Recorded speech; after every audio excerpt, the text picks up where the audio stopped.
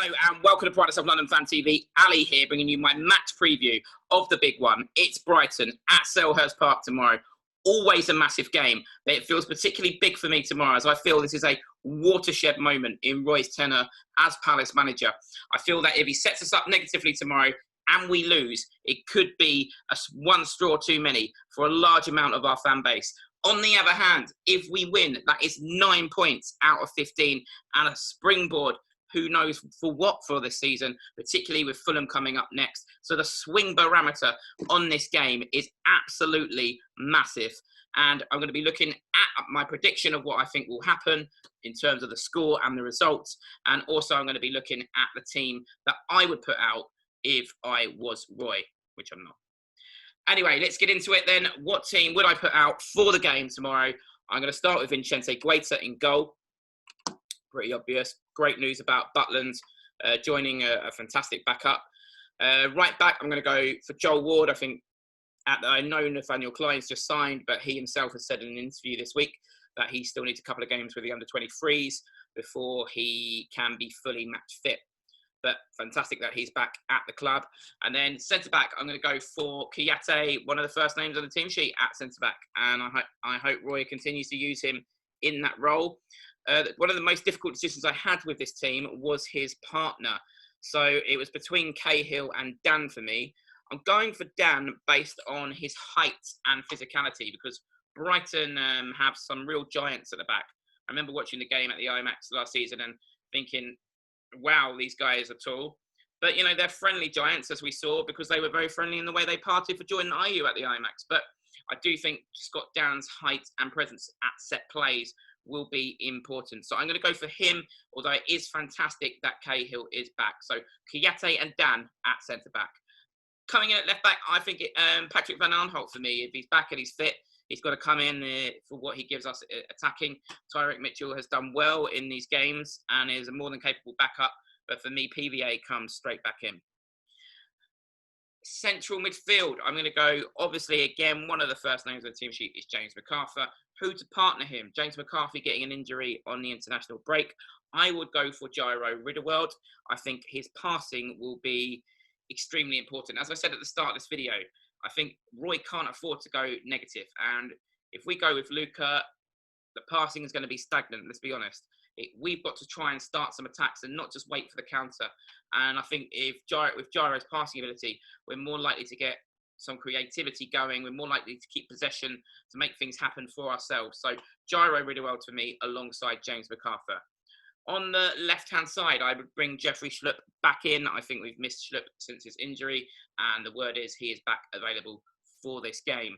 On the right-hand side, well, I did think about Jordan Ayew on the right-hand side, which might give you a little clue as to who I'm going for up front. But I think Andros Townsend has earned the right to keep the shirt. He himself admitted he was out of form and fitness last season, but we've seen more of the Andros Townsend of old. And I think, again, he's more direct as a winger, and we need to bring the game to Brighton. I think we're more likely to do that with Townsend on the right. So I'm going with Townsend on the right. Up front, it's Wilfred Zaha in that role where he floats between the left and right and the middle, and it's harder for them to pick him up. And partnering him alongside him, it has to be time to unleash the Batman. It's time for Batshuayi to start a game. He's been scoring goals for Belgium. Jordan Ayew, for me, his form's been indifferent since the restart of the season. And so, for me, Batshuayi starts alongside Zaha, and that would be a little interesting partnership, one that I would look to see develop through the season. I guess the biggest omission is Eze. I'm sure I'm going to get some stick for that. Please do give me some comments below and give me stick for that if you think I deserve it. I can't see at the moment where he fits in the system. Schlupp is so good at that left-hand side role.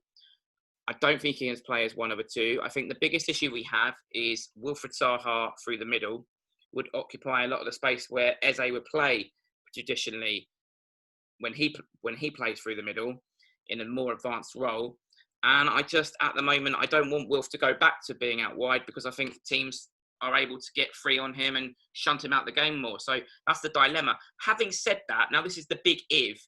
If Roy uses him off the bench, finally, we've got some really good options. But that's the big if. Will Roy use him at the right times? I think hopefully he would. Now he's got the quality on the bench. For me, picking this team, part of my thinking was Eze can come on 60, 70 and bring us a new impetus in the second half. So that would be the hope. But would Roy do that? I'm not holding my breath. Jordan Ayew as well would be another good option off the bench, and even Benteke would give us something different. So finally, we've got some different options off the bench, and I think those players could play a role if given an opportunity. But it's a big if with Roy and subs, isn't it? So that would be my team. As always, if you disagree, leave some comments in the comment section below. Player to watch from the opposition. I have to do this. I do it on every preview that I've ever done, so I've got to do it for Brighton. And there is a player, and I hate to admit it, who I do think is a very good player, and that is Trossard from Brighton, a very clever, intelligent player.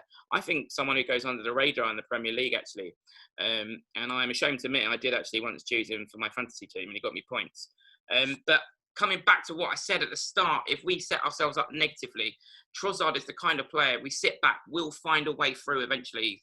Very clever in his passing and not bad at finishing either. So Trossard for me is the one to watch. And hopefully we can get James McArthur on him and harassing him. And then finally, my match prediction. I think I've said at the start about Roy's style. I don't think he can afford to come out of this one in a negative manner. I think we're a different team to last season when we played them. I'll be honest, I thought, and I might get stick for this as well, I thought we got a bit lucky at the IMAX. I thought we didn't play particularly well, apart from that brilliantly executed counter from Jordan Ayew, and obviously the ball from Benteke, and then fantastic scenes with the smoke. But for me, it did kind of mask what was some deep underlying problems last season that we saw after the restart from lockdown, is that last season we weren't creating things for ourselves. We were just relying on the counter-attack. And really, I think Roy needs to bring a result and a performance tomorrow. And I think he will. I think we've got different players. Batshuayi, like I said, even if Eze starts on the bench, he will have a role to play. And Schlupp, that is massive for us. I think we're going to win 3-1, and I'm backing Batshuayi to get a couple of goals. So let's hope that I am right. I will be doing a review tomorrow. Let's hope that I'm feeling glad all over, that we are feeling glad all over, and that we have beaten them again. As always, if you have disagreements with anything I've said today about my starting 11, do you disagree with my prediction? Please leave a comment in the comments below. And as always, if you've enjoyed what you watch, please press the subscribe button.